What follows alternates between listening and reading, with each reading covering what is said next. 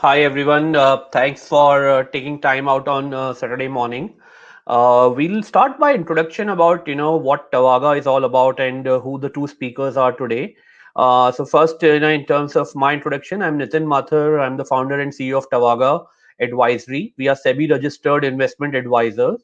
And with me, I have Vaibhav Jain with me as well, a very old friend, and he's heading our institutional advisory bit here.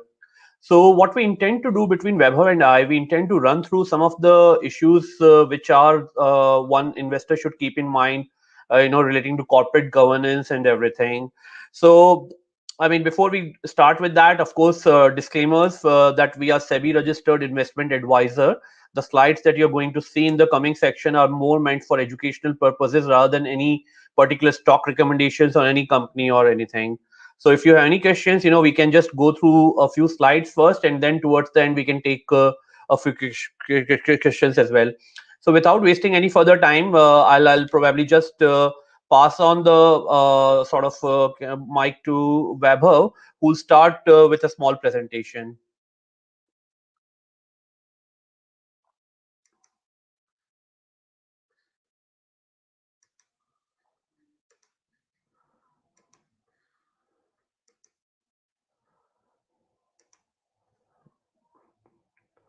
Yeah, over to you, Vaibhav.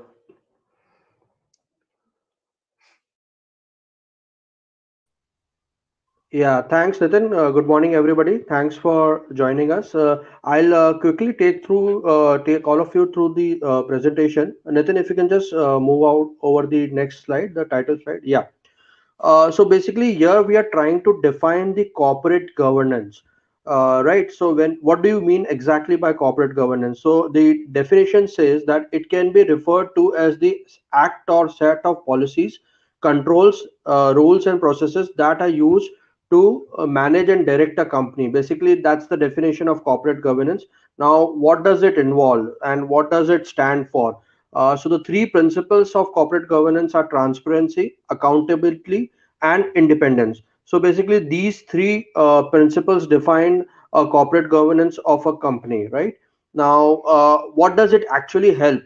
So it helps the organization to achieve its goals. Obviously, goal achievement is the paramount objective of any company. So it does help the organization to achieve its goal, but then it helps in controlling the risk and making sure that the compliances are adhered to. So basically, the goal achievement is kind of ensured, but at the same time, the compliances is not kind of negotiated on that.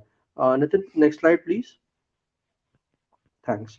Now, see, basically, so here I'm just elaborating what I meant in the last slide. It enables compliance with laws and assures internal controls first. Second, it ensures that there is better day-to-day management within the various functions, the activities, and achieving the targets. Third, it achieves by reduction in cost of capital by mitigation of the potential risk, because risk and fighting the risk involves a huge cost. So it helps in reduction of cost of capital by mitigating those potential risks. Then there are lesser conflicts between the top level decision makers and lesser frauds. This again can have a very detrimental effect on the company. So it helps in fighting those conflicts. And then it also helps in smoother and efficient training processes, running processes. Next slide, please, Nitin. Yeah. Now, there are some minor drawbacks to it since these compliances and set of compliance rules are governed, are audited. There can be kind of internal informations, and a lot of people may be privy to those information, which may result into illegal insider trading. Then there can be some error in the reports, which analysis and data analysis. So that is misleading reports. Third, all this compliances, having a legal team, having a risk team increases the cost. So that's a small drawback. And there can also be a principal and an agent conflict. These are the four drawbacks of corporate governance or ensuring the corporate governance adherence. Next slide, Nitin, please. Yeah. Now, here we have listed some points. What are the red flags where you can find out there is something fishy going on in the company, the corporate governance is getting a negative, entering into the negative territory. So various points. The first point among them is there is a disturbed board. Lot of company, the board people are resigning, the board of directors, that is a lot of churning happening. So definitely that will happen only if the existing board members are not happy with the functioning of the company. So that is one thing which everyone needs to look into. Since second is source of dividend funding. Now the promoters get the share of their profits through their dividends out, which is a proportion of their shareholding. Now one needs to see if the company is declaring high dividends, but do they have the source to declare those high dividends? So the investors should take care of that. That what is the source of the dividend funding? Does the company has the requisite cash flows to take care of those dividends? Because if the money is moving out of the company into the shareholders hands without the requisite source of that, that is not a right sign for the company. Third, the management compensation, if it's going unrealistically high, one needs to take care of. Then fourth, payment made to the auditors. If there has been a delay in payment made to auditors, or beyond industry standards, the auditors are being paid or remunerated, that needs to be taken care of. That needs to be really seen, because auditors need to be very transparent while doing the audit. And if any there is any kind of loopholes in their payments, then it shows a negative kind of picture to the investors. Then, if the company is involved in complex legal structure, the constitution of the company is quite disturbed, complex structures, intercompany linkages, that needs to be taken care of. Then, if the profits have been historically and consistently low, so one need to really see where the company is going on, the its working model, its debts and all that. So that needs to be taken care of. Then, if the shareholders are exiting the company, the original shareholders, if they are exiting the company, that will happen only if they have less confidence in the company. So that needs to be taken care of as well. And last is that if the high debtors and receivables, as in the company is not able to manage its working capital cycle, it's not able to realize the receivables and as well as not pay its debtors. So that needs to be seen. Next slide, please, Nitin. Yeah, I think this part you need to take, Nathan. The various case studies. Sure. So idea is, that now what we intend to do in next section, is basically, take a few use cases of companies, that have sort of, highlighted, sort of red flags in the past, which not have been, sort of been picked up by the market or something. So what we have done is, of course, there's no intention to name the companies here, but point is that there are a few things in the accounting side, which could have been sort of a red flag or something, which at timely sort of behavior, could have sort of come into a picture. So what we are seeing here is a balance sheet of an Indian cafe chain, and we are going back to 5 years effectively, that looking at what exactly was happening there and what could have been sort of, some of the red flags, really, or sort of the caution, sort of terms when we are sort of looking at it. So as Vaibhav mentioned in the sort of previous slides, is that borrowings, that's one key monitorable. That FY16 to FY17 there was a huge jump in terms of borrowings. That was clearly there, and again, there's nothing wrong in sort of increasing borrowings or anything, but as soon as you look at some of those numbers, you have to be cognizant of the fact that, okay, what's really is going on in the company. These are like very high debt levels, as and debt to equity. So that's the point that I'm making effectively, that these are like high levels, suddenly, why there's a spike, and everything around that. Then similarly, the other financial liabilities also had shown increase, and this was another aspect, which had gone up as well. And again, so there's just nothing right or wrong in looking at these exact numbers. Only and only issue is that when you're looking at a business in perspective, you have to like look at these numbers very carefully and see, how is it compared to other sort of metrics in the company and everything. And then, of course, the revenues, sort of increased as well, which is great. but the total loss, sort of both the years was still going into negative. So those are the factors where suddenly, these are no matter, whether you loved, getting a coffee sort of in that coffee chain or whatever. Point is that you should have looked at some of these numbers and figure out, okay, what's really is happening. It's a great brand, great coffee shops and great coffee and everything, but what's really going on in the company, which should have sort of triggered your sort of analysis effectively. And that's where we are calling it out like a red flag. Should look out for more study in detail. It's like necessarily there's nothing wrong in right in debt levels going high, or company running into losses as well, but on a cumulative basis, when you're studying any company, these are the sort of factors that you should completely look at. There's another company, and that's a bank, which was in news, some time back as well. Again, same issues. Deposits grew, but then advances also grew at a very high pace and everything.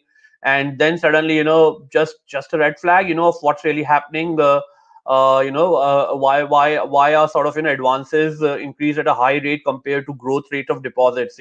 Because essentially, if you are running a bank, you'll try to manage both of these factors meaningfully, but you can't have like one line going very high, moving very aggressively, and second line moving sort of very conservatively as well. But corporate governance, what Vaibhav had sort of given a background of, it actually extends to much further than financial statements as well. And that's in next few slides. Those are the topics that I'm going to discuss as well. Is that there are other parameters as well that you should look in a company as well. So what the charts here that you see are like again 6 7 years old, but this large Indian conglomerate, they suddenly increased their royalty payments, and the stock tanked, following this news briefs and everything. Now, nothing right or wrong in, sort of increasing or decreasing the royalty payments as well. But the problem with these royalty payments is really that, once you increase these royalty payments, the stock tanks. And then after, couple of months, you announce a buyback, on sort of this increased royalty and everything, when the stock prices was subdued and the sentiments were subdued and so on. So those are the factors which are like very clearly calls out for some red flags on corporate governance and others, that okay, why really this buyback, why was the timing of buyback such that you sort of just go towards a module where the stock prices tanked, and then after that sort of announce the buyback, the sentiments were bad, and then you announce these buybacks and so on. Similarly, there's one interesting use case, of a very large tech company, again, which was in news for a rift between CEO and sort of promoters. So this was again very, very interesting case study as well. Is that for 18 months, if you were holding this stock, your returns would have been highly volatile, purely because the CEO and the founders were not getting along well. And again, there's no problem in that as well, but the whole idea that the news was revealed that how severances were sort of paid out in very high numbers, and then the company was slammed for corporate governance and high severance pays and everything for the top management, and so on. So those are the factors that one should actually constantly look at, while making single stock investments, because some of these factors are really, really important, and it just happened that as CEO quit the company, the stock actually suddenly started to move up, and this is what a good management makes a lot of difference, or resolution between management and promoters make a lot of a difference, around that. But sometimes, what happens is that there are very, very big corporate governance issues, which results in mostly accounting issues, plus sort of overall governance issues as well. So this particular company that we are discussing, this was in the news. It was a very large education tech company, and suddenly, one of the brokers noticed that the auditor's address was the same as company's address. Again, so that draw some attention, that okay, fine, this was something not going right, in terms of in the company. And then you saw a lot of exodus by company secretaries and others, from the management. The CEO got changed and everything.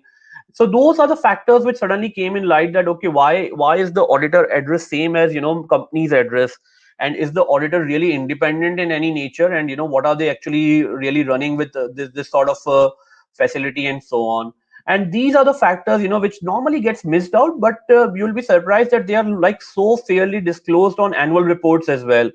We all talk about, yeah, we should do our own analysis and everything, but what we miss out really is in terms of, how some of this analysis can actually, be missed out, not only by, investors like us, but maybe, by professional investors as well. Remember, this company had gone for IPO, and if they had gone for IPO, they would have filed DRHPs and RHPs and other documents, and the lot of scrutiny would have gone by lawyers, consultants and brokers, research analysts, both at the sell side and the buy side, and so on.